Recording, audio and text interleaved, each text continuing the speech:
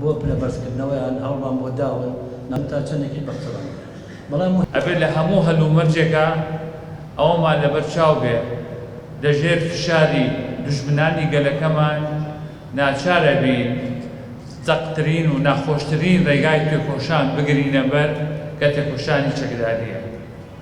لەبەرەوە هەر بیرکردنەوەیە لە ناوزڕاندنی پێشمەرگە، لە کەمکردنەوەی هەیبەتی پێشمەرگە، لە بایەخنەدان لە پێشمەرگە، چ لەلایەن حکوومەتەوە بێ، چ لەلایەن پەرلەمانەوە بێ، چ لەلایەن ئەحزابی سیاسیەوە بێ، من پێم وایە تاوانێکی گەورەیە دەرحەق بە تێکۆشانی گەلی کوردستان نەکرێ. ئێمە لەم هەلومەرجەدا کە ئێستا ئەمڕۆ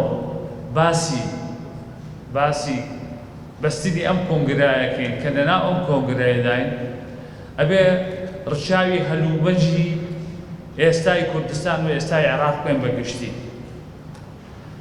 هەلومەرجی عێراق لە حاڵەتێکدایە کە قەیرانی دەوڵەت ڕۆژ لە دوای ڕۆژ فراوانترە بێت. ناکۆچیەکان لەناو لایەنە سیاسەکانی عێراقی بەگشتی فراوانە بێت. ئەوەی لە ڕاستیدا حکم دەکات لە بەغدا میلیشیاتە و ئەو دیاردەیە کە پێڵەن دەوڵەتی قوڵ، واتە لە تەک دەوڵەت و لە تەک ئەنجومەنی وەزیران و سەرۆکوەزیران دەوڵەتێکی دیکە هەیە، دەوڵەتی میلیشیاتە. ئەو دەوڵەتە میلیشیاتە بڕیاری سیاسی لە دەرەوەی خۆی وەرەگرێ، لە وڵاتێکی دیکەوە وەرەگرێ.